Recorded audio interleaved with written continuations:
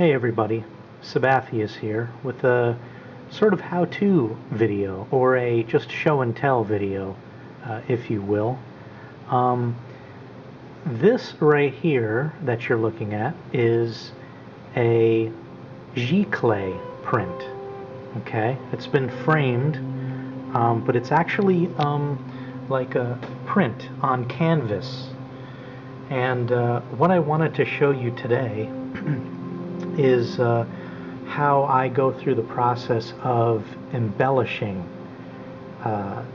this Gicle print, because I generally do all of my work, my artwork, digitally, and I use Photoshop and I use a program called Corel Painter to to put together an image like this where it looks like it's oil painted, but it's really not.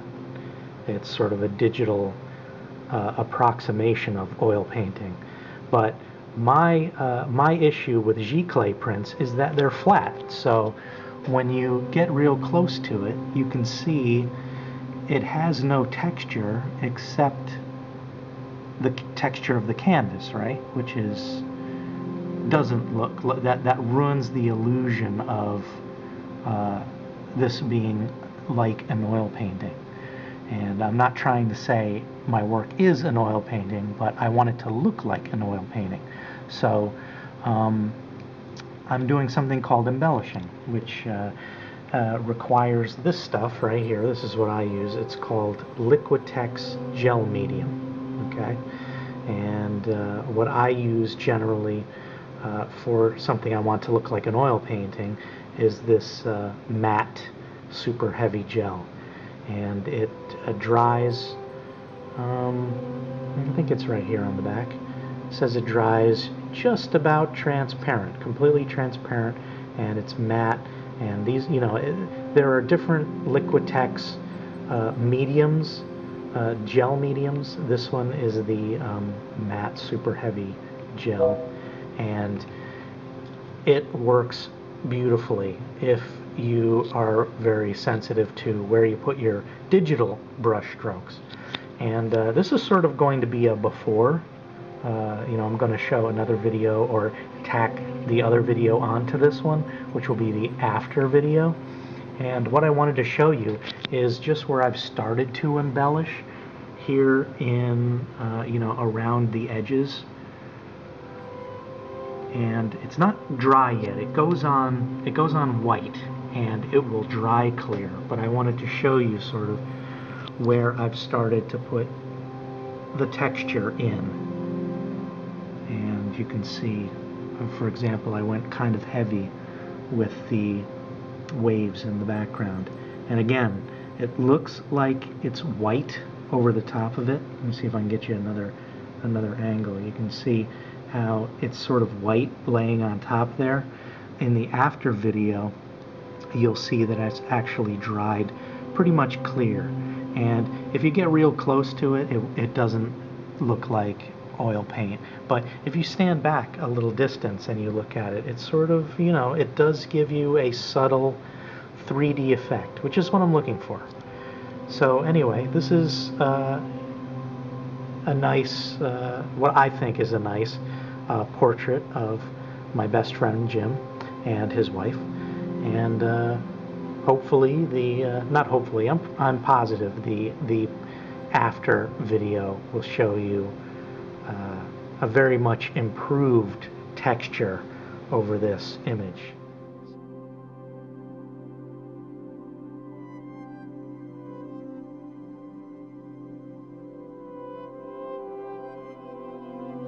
Alright, so just to show you a little bit of what this embellishing is accomplishing, you can take a look here, the difference between the clouds and the faces.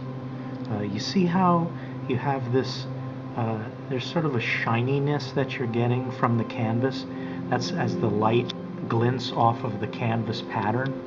Well, the embellishing is doing two things for us as we add the texture. I mean, it's giving us sort of a 3D effect but it's also matting the surface, so you're no longer getting that shininess that we don't want. So, you know, we're sort of getting double duty from the Liquitex Gel Medium. And although it is still drying, you can tell, you know, we're already getting a nice effect out of it. And so, what I wanted to show you with this video really is just an example of how I do my thing, and how you, if you want to try your hand at doing some embellishing, that you know, you can try it too. It's not as hard as actually making the image itself. It's actually kind of fun, because you don't even really need to be an artist to do it. You just have to be sensitive to where you're laying down your Liquitex and, you know, your texture, because really what you want to do is match how the brush strokes in the painting go. So what I wanted to show you is just sort of an example. Here on Julie's dress is a really nice diagonal pattern of brush strokes. And so what we're going to do now is we're going to take our you know, our paintbrush, and we're going to apply the Liquitex Gel Medium. I'm using right now is it's a silver you know, bristle brush number 2. It is a standard acrylic slash oil color. You know, this is a filbert tip. But you can use, you know, whatever tip you like. I like the filbert because I don't really want hard edges that, you know, you would get with a square brush. You notice how the tip is a little rounded. It is a little squared off because I've actually been applying the gel medium with it. But you know, it's sort of, you know, here's another one that's a little more rounded, and you can see the filbert tip a little better in this larger number 6. But if I'm going to be doing detail work, you know, I'm really going to, you know, really need to do some fine detail. Actually, this is for sort of medium detail, and you know, that will be nicer for something like this area. If I'm doing, like, you know, her teeth or these pearls here, I would use a much smaller brush to get in there with the details. Since I'm doing a rather large area, I'll use this number 2, which is, you know, is fine. You'll see. So what we want to do is we've got our gel medium here, and I've got these blue shop towels, a roll of these shop towels. You know, I just lay one down so I can, you know, put my brush on it if I have a little excess or whatever. But, you know, you can see I'm working right with the image right when it's in a frame. You know, it's very, as long as, you know, you're careful, you know, this stuff doesn't splatter or anything like that. It's very easy to work with. So you just dip the paintbrush in there, and so you get some on the tip. That's a little excess, but, you know, you can smear it around once you're doing your thing. So very simply, you just start matching, you know, the brush strokes in the painting, like so.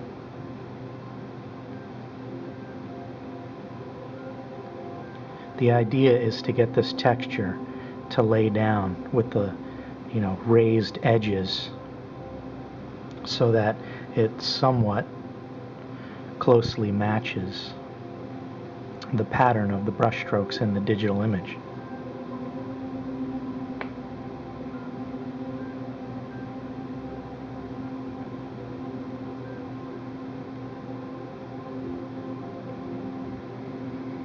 So you have to go too crazy with it.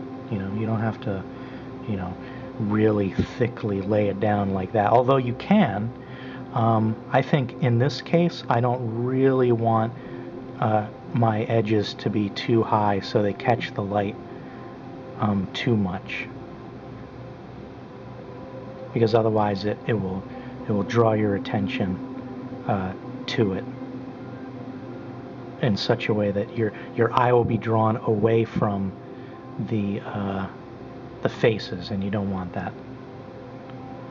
Got kind of a nasty little half-dried piece there, so I'll just wipe it off on my shop towel and continue on. You see, I'm just sort of, I don't want globs of it on my brush tip, so I'll use the side of the container to sort of minimize the amount that I'm getting on my brush. So you can see I just want to go diagonal to match my brush strokes underneath, and when it dries you'll get a nice pattern, which is, which adds, depending on the lighting conditions, you'll get a nice you'll get the glint off of the raised surface of the gel medium, the dried gel medium, and not the sort of like pattern of the canvas. And so you can already see it's, as you work at it and you start matching the image underneath, that you'll get a nice effect. So anyway, that's what I wanted to show you, just a little show and tell of my technique. It's not rocket science by any means, but one that it does require you just an understanding of what you want. What do you want to achieve? And like I said, there's many different kinds of gel mediums out there, the different kinds of texture, liquid textures that you can apply. Some of them are like sandy, some of them look like they're, it's like cracked earth.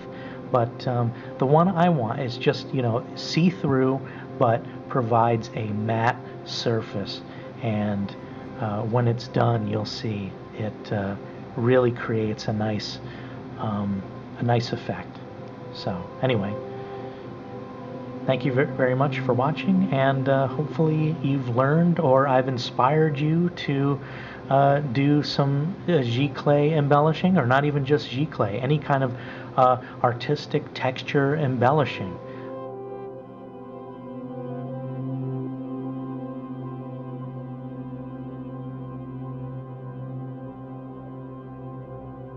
We're looking at the finished Gicle embellished. I've embellished the whole image the way I wanted, and I've let it dry for several days. So it is about the Liquitex Gel Medium is about as transparent as it's going to get. It's still, even though it's matte and it is transparent, it has a little bit of, I've noticed, it does have a little bit of opacity to it, and it does dim the image slightly. And you just have to know that going in, because if you do look at the back of the container here, it does say, right on the container, it's not 100% transparent. If you got the shiny version, the gloss version is more transparent. But I could have used the gloss version, but it's too shiny, and I actually use the gloss version if I'm doing something like, I don't know, a dress, or if I wanted to do somebody's eyes to have a glint on them or something like that. But I like to use that sparingly, because you use it in special cases, because I don't think oil paint really is glossy. At least to me it doesn't seem. It's more opaque to me. At least the types of the type of effect I'm going after, I want it to be opaque. To to make it seem more like, like a matte oil paint. I know that oil paint can be shiny, depending on what kind of, mediums you're using with it. But anyway, I just wanted to show you some sort of examples of how the texture turned out. And I don't know, I mean, I like it.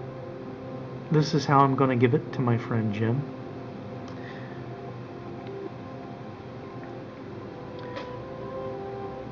I don't know if you can see some of the 3D of the texture there. It may not be, this may not be a good angle, but it's really not meant to hold up to scrutiny this close, but I just wanted to show you sort of what the texture looks like if you do get close to it, because this is what I like. This is what I like to look at. Normally you'd look at it from about this, at this range, I guess, and it's good enough. I mean, this is only the second one I've ever done, so I'm by no means an expert, and somebody could come and in the comments below and really link me to a video where there's somebody who actually knows what they're doing. But hey, it's art. There's no right or wrong to any art, really. But it's what looks right to you and what your intended effect is. And this is my intended effect, and hopefully you agree, and hopefully Jim agrees when I give this to him, and Julie agrees, his wife, that this is a nice piece of artwork that they'll be happy to hang. So anyway, happy embellishing and happy texturing. And if you have any questions, please leave me a comment and I'll do my best to answer you. Thank you.